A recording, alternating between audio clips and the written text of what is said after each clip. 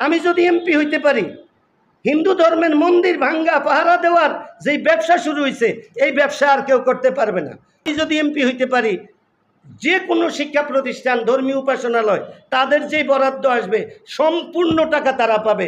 ইলেকশনের আগে আমাদের যেই টাকা, ইলেকশন করে এমপি হইলে ওখান থেকে 10 টাকা কমবে, 10 টাকা বাড়বে না। প্রয়োজনে ইলেকশনের আগের রাত্রেও তো নির্ধারিত হইব কে কে আছে, ইলেকশনের রাত্রে অথবা ইলেকশনের দিন সকালের মধ্যে হিসাব করব। আমরা এমন একটা অবস্থানে আছি, মোকাবেলার কথা যদি কেউ বলে, মোকাবেলা করে কিন্তু আমাদের সাথে কেউ কুলাইব না। আমাদের একটা অবস্থান আপনাদের জানা উচিত।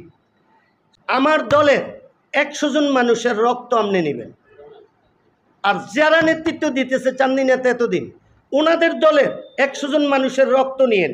আমাদের 100 জনের মধ্যে একজনের শরীরেও মাদকের কোনো নিশানা পাবেন না। আর আমি বলতে পারি ওনাদের 100 জনের মধ্যে কমপক্ষে 95 জন মাদকাসক্ত পাইবেন। নির্বাচনের কথা আজকে প্রায় 20 বছর যাবতই আসতেছে, কিন্তু আমি কোনো সময় নির্বাচন করার জন্য প্রস্তুতিও ছিল না, এরকম চিন্তা করিনি। এবার যখন জুলাই অভ্যুত্থানের পরে খুব জোর আসতেছে, বিভিন্ন ইসলামিক দলালারাই আমাকে বলতেছে ভাই ইলেকশন করেন এসে, তখন নারায়ণগঞ্জের লোকেরা বলতেছিল যে নারায়ণগঞ্জ থেকে করার জন্য। পরে আমি বললাম যে না, নির্বাচন যদি করি আমার নিজের এলাকা থেকে আমি করি। আমার চেয়ে ভালো মানুষ যদি ইসলামী দল থেকে অন্য কেউ চলে আসে, আমি আজকেও আপনাদের মাধ্যমে বলি আমি কিন্তু সরে যাব। একটা রাস্তা অন্যান্য দেশে একবার করলে 10 বছর যায়, আমাদের দেশে একটা রাস্তা আজকে করে আসলে কালকে যদি ঠিকমতো একটু বৃষ্টি হয়, দেখা যায় যে এখানে আর রাস্তার পাথর আগের জায়গায় থাকে না। মাদক এই দেশে বিক্রি করে কারা, মাদক বহন করে কারা, কারাই কাজে সহযোগিতা করে, এটি কারো জানা নাই। এখন আমরা যদি এমন লোকের এমপি বানিয়ে দিই যিনার নিজের মদের লাইসেন্স আছে, কে না কে এটা আমি বলবো না, আপনারা তালেশ কিরা বাইর করেন।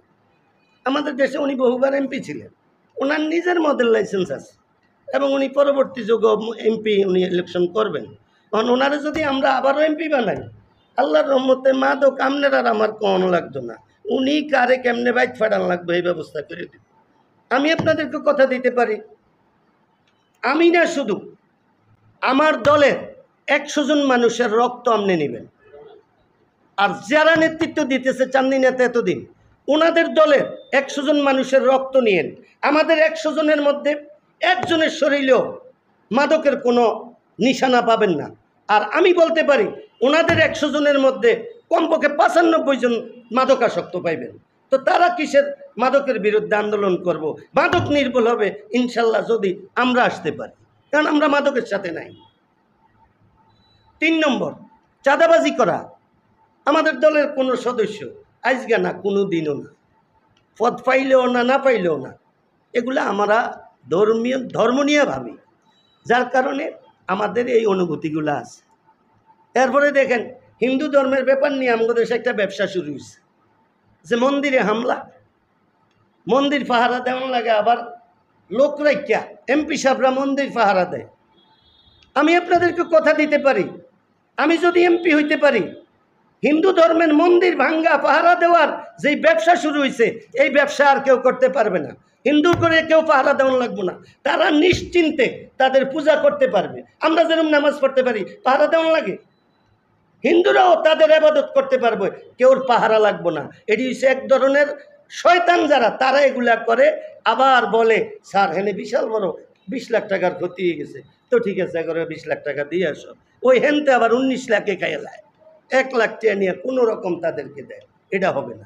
আরেকটা জিনিস, কবরস্থানের বলেন, মসজিদের বলেন, মাদ্রাসার বলেন, স্কুল বলেন, কলেজ বলেন, সব জায়গায় সরকারি অনুদান আসলে কি হয় জানেন, আগে নিত 1 লাখ টাকা, আসলে 15,000, এখন প্রায় 30,000 টাকা রাইখা দেয়। গোরস্থানের টাকাও রাইখা দেয় 30,000 টাকা লাখে। আমি আপনাদেরকে কথা দিতে পারি ইনশাল্লাহ আমি যদি এমপি হইতে পারি, যে কোনো শিক্ষা প্রতিষ্ঠান, ধর্মীয় উপাসনালয়, তাদের যে বরাদ্দ আসবে সম্পূর্ণ টাকা তারা পাবে, 1 টাকাও তাদের অফিসে দিতে হবে না। হ্যাঁ, অফিসে যদি কোনো খরচ থাকে ওই টাকা আমি আমার ব্যক্তিগত ফান্ড থেকে দিব, ওই চাঁদা ধইরা মানে এ সাইন করে দেন এত টাকা দিয়ে যান, এটা যে করবে সে চান্দিনা থাকতে পারবে না ইনশাআল্লাহ, আল্লাহ যদি তো। কিছু স্যারেরাও ওনাদের কোচিং সেন্টার খুলছে, খুইলে ওনারা ব্যবসার নিয়তে খুলুক না কার নিয়তে খুলছে এটা আমি জানি না, ওনারাও একটা ভুল শুরু করছেন যে আমার কোচিং সেন্টারে যে পড়ে হ্যারে আমি একটু সহযোগিতা করে পাশ করে দিই। এই জিনিসগুলা আমি বন্ধ করার চেষ্টা করব ইনশাআল্লাহ। আমাদের অবস্থান আল্লাহর রহমতে ভালো, মানুষ চায় পরিবর্তন, মানুষ চায় যে আমরা এই 54 বছরে নৌকা, ধান, লাঙ্গল, কুলা, কুড়াল কোনোটা আর বাদ রাখি নাই। এইবার উজানির হুজুরের একটা ভোট দিমু। আমাদের দেশের আমার মনে হয় এখন 70% মানুষ হিন্দু মুসলিম সবার মধ্যে একটাই কথা, সবাইরই দিছি, সবার গুণগত মান আমগো আর দেখা বাকি নেই। সরকার চিন্তা করতেছে দেশে যেটা জীবনে ঘটে নাই, একটা সুষ্ঠু নির্বাচন। আমাকে যেন দেশবাসী সারা জীবন মনে রাখে যে অমুকের আমলে আমরা এই দেশে একটা ভোট দিতে পারছি। সরকার এই চিন্তা করতেছে, আপনারা হয়তো জানেন ইদানিং 12,000 লোক অ্যারেস্ট করার জন্য একটা পরিকল্পনা চলছে। এখন কিন্তু আওয়ামী লীগ নেই, তাহলে এই 12,000 কারে ধরব? যারা চক্ষু রাঙ্গায়, যারা সমাজে উচ্ছৃঙ্খল করার চেষ্টা করে, যারা সন্ত্রাসী কর্মকাণ্ডে লিপ্ত, এরম লোকগুলারে অ্যারেস্ট করা হবে। যেন কেন্দ্রের মধ্যে পুলিশও না থাকলেও যেন কারো বাপের সাহায্য না হয় যে কেন্দ্র দখল দিব, এই সাহসে যেন কেউ না পায়। তারা কেন্দ্র দখল, যারা সন্ত্রাসী কাম করতে পারে এরম লোকগুলারে আগে অ্যারেস্ট করবো। এখন তো করবই, এক এক থানা প্রতি কিন্তু 47 জন পড়ছে, একটা থানায় কিন্তু 47 জন সন্ত্রাসী নাই।